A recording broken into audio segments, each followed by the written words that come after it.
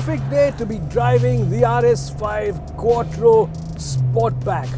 Wet roads, loads and loads of power to put down, and Audi's fantastic Quattro system. Now typically wet roads are a big challenge for performance cars. Grip is always insufficient and you can't really get all the power down. And that's exactly what makes cars with Quattro or four-wheel drive stand out in conditions like this. Honed over decades and tested at the highest level of competition, Audi's Quattro, however, offers plenty of grip and confidence to the driver. Let's get straight in. And wow, immediately the kind of grip this gives you, just fills you with confidence, something you generally never have on a road this wet. You're always a bit careful, you take it a bit easy, but here the levels of confidence Audi's Quattro system gives you is just tremendous. The grip also helps stability at high speed, the car feeling like it's on rails. And then of course there are the corners. The leech-like grip carries on. And you can go harder and faster, not worrying about the amount of water on the road. Pretty impressive. So impressive, you start driving harder and quicker and with more confidence. The Quattro system used here uses a sportier crown wheel differential where 60% of the power is normally sent to the rear. And then, if grip starts to fade at the front axle and the car begins to understeer, up to 85% can be sent to the rear wheels. And it's not just the grip, it's the poise with which this car tackles corners. It dips in nicely, the turn-in is strong, and get off the gas and back on again. And it again gives you tremendous confidence. Unlike the bigger RS7, the RS5 rotates beautifully on turn-in, and it feels as agile as something half its size. It still won't do slides, but the more rear-biased differential does allow you to point into corners better. Now, the steering is pretty devoid of feel and feedback, and that sort of takes away from the experience a bit, especially with this sort of performance. But both the brakes and the gearbox are well up to the task. Now while the steering isn't great, what adds tremendously to the driving experience is this lightning quick gearbox. It's always ready to give you a gear just when you need it. It's quick and almost instant. And tap for an upshift and it just burps its way into the next gear. Tremendous. Look at that. So quick are upshifts, I initially think this torque converter based gearbox is a twin clutch unit. Also lending a big helping hand are the brakes. They allow you to brake late into the corner, cross the apex, and then just allow the powerful motor to drag you out of the corner with that Quattro system. Talking of that powerful motor, this one is a V6. It displaces 2.9 liters, has twin turbos, and puts out a strong 450 horsepower and 600 Newton meters of torque. The RS5, however, is heavy. It weighs a considerable 1,795 kilos. While this doesn't have the sort of bottom end grunt of the V8, put your foot down and it unleashes a torrent of power from 3,000 all the way up to 7,000.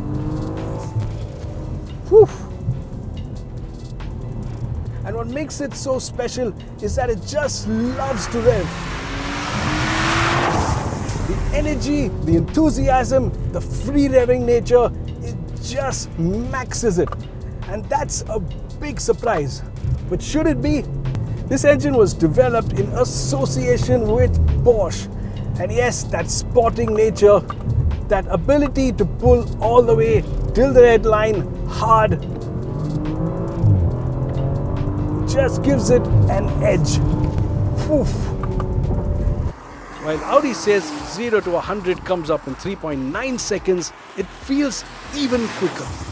Downsides, well, it isn't the smoothest or most comfortable car to drive at city speeds. For one, you have to ignore a sometimes hesitant gearbox. Now at city speeds, this gearbox does feel a bit jerky and snatchy, especially when you're on and off the throttle like that. And since Audi has deleted adjustable dampers from this car, ride at low speeds is stiff. While the RS5 does round off most bumps pretty okay, it does get caught out by some of the larger potholes and the ones with sharper edges. There is a bit of movement. The short travel springs can't take these bumps as well, and because of the big tires and wheels, the ride is a bit busy. The short springs also mean you need to pay attention over speed breakers. The steering, however, is light and easy to twirl in the city, and it's a car that feels effortless to drive. What also relaxes you is the build of the cabin and the sheer quality you have on the inside.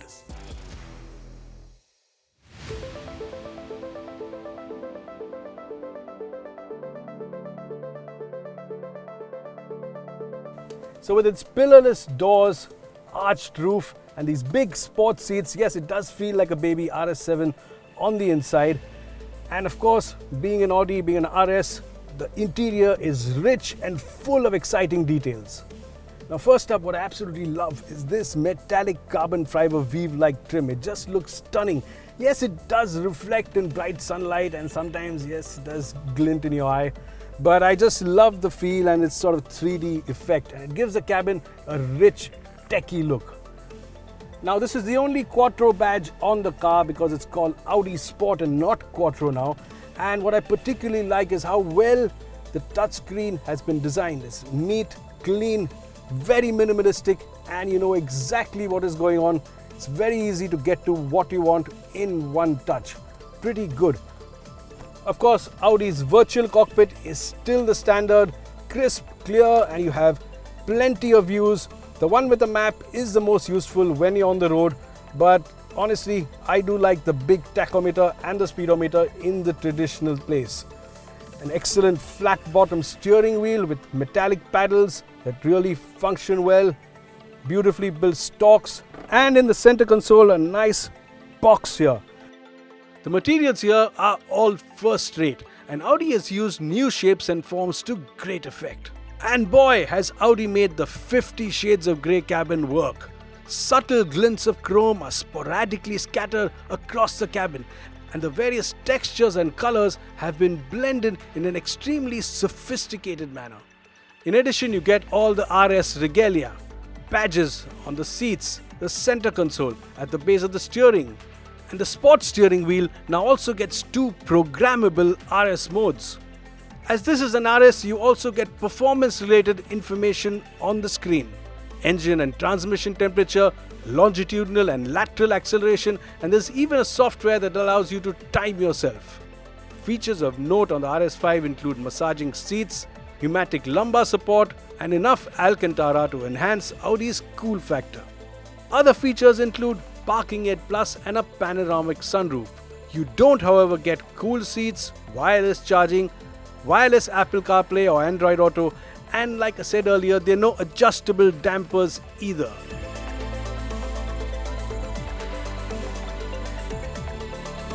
Now that's the seat set for my driving position, and there's quite a lot of leg room here, a bit of space under the seat as well, and this seat, a good amount of support for your thighs, good lateral support on the base, slightly upright backrest, and of course a tight roof.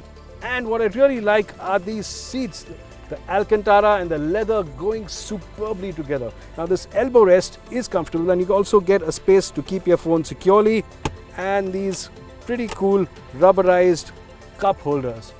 You have a vent here, but no charging ports, only this 12-volt socket. Those who value practicality will also be thrilled with the lift back boot. The Access is good, it's wide and deep and easy to load, and although the boot capacity at 465 litres isn't huge, its uniform shape means you can use every square inch of space. And what's great is that once you close the boot, you see that fantastic looking rear with its arrow-like form. The wide hips, the subtle spoiler, they set the tone. And then there's the strip of faux metal that runs around the back. Nice. Even the wheel arches bulge out and give it that extra bit of muscle. Around the front, it's the low-slung profile that gets your attention, and the arched, tight-fitting roof looks great. If you are someone who likes to drive, loves performance, and wants a car that can seat four in relative comfort, the RS5 is a strong candidate for your money. For one, it's extremely attractive. A lit athlete dressed in a designer suit, its low-slung lines and fastback rear grab your attention. The engine's performance is very strong in the top end. The four-wheel drive system offers massive grip, and the handling is so friendly it goads you into driving harder and faster. Yes, the ride is stiff, the engine doesn't quite have the bottom end urge of rivals, and it isn't as well equipped as it should be. Still, what you do get at rupees 1.04 crore is a lot of performance car for your money. Between 30 and 35 lakh cheaper than rivals like the BMW M4 and AMG C63, it offers similar levels of performance on the one hand and the added practicality of 4 doors and a boot on the other. No, it clearly isn't for everyone, but if you're willing to live with some of its compromises, Audi's performance bargain should definitely make it to your shortlist. It's that good. What I said? Look, don't shoot here. I didn't record. Ready? One sec, just getting the flies out here because they're buzzing around my face. Out. Ready? So I'll do it in small sections quickly. Where are you going?